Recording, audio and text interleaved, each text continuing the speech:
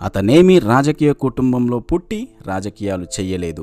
ఒక ఐఆర్ఎస్ ఉద్యోగి రాజకీయాలలో అవినీతి లేకుండా చేసి నీతివంతమైన పాలనను అందిస్తానని నమ్మి ప్రజలను నమ్మించి తన భావజాలానికి దగ్గరగా ఉన్న అన్నా హజారే లాంటి యాక్టివిస్టులతో కలిసి 26 నవంబర్ 2012లో ఆమ్ ఆద్మీ పార్టీని స్థాపించి రాజకీయాలలోకి ప్రవేశించాడు అరవింద్ కేజ్రీవాల్.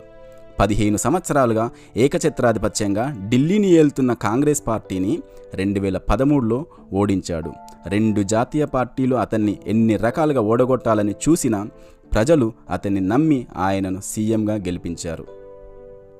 కేజ్రీవాల్ 2013లో చాలా వరకు నిరుద్యోగులకు, రిటైర్డ్ ఉపాధ్యాయులకు, సామాజిక ఉద్యమకారులకి టికెట్లు ఇప్పించి గెలిపించాడు. 2013 నుంచి 2025 వరకు అలానే కొనసాగించాడు.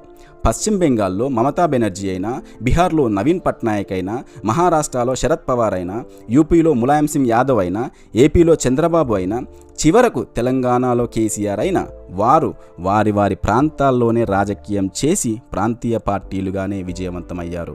కానీ జాతీయ పార్టీలుగా మాత్రం రూపాంతరం చెందలేకపోయారు.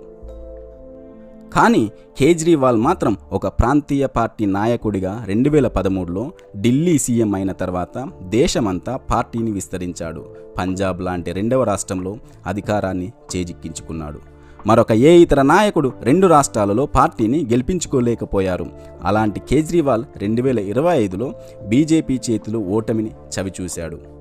ఇప్పుడు కేజ్రీవాల్ ముందున్న అతిపెద్ద సవాళ్ళు, పార్టీ కార్యకర్తలు కేజ్రీవాల్ వెనకాల ఉంటారా లేక అధికార పార్టీ వైపు వెళతారా, వారిని కాపాడుకోవడం మరియు తన పార్టీలో గెలిచిన ఎమ్మెల్యేలను పార్టీ ఫిరాయించకుండా నియంత్రించడం కేజ్రీకి ఒక పెద్ద సవాలే.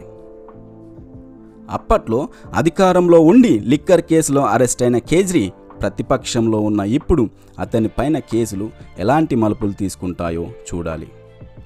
మోడీని నేను మాత్రమే ఓడించగలను అని నమ్మి వారణాసిలో మోడీ పైన పోటీ చేసిన కేజ్రీవాల్ ఇప్పుడు దేశమంతా తిరిగి మోడీకి వ్యతిరేకంగా ప్రచారం చేస్తాడా లేక ఓడిన ఢిల్లీలోనే మళ్ళీ గెలవడానికి ప్రభుత్వం పైన పోరాడతాడా లేక ఇండియా కూటమి సహాయాన్ని కోరుకుంటాడా అనే ప్రశ్నలకి కాలమే సమాధానం చెప్తుంది.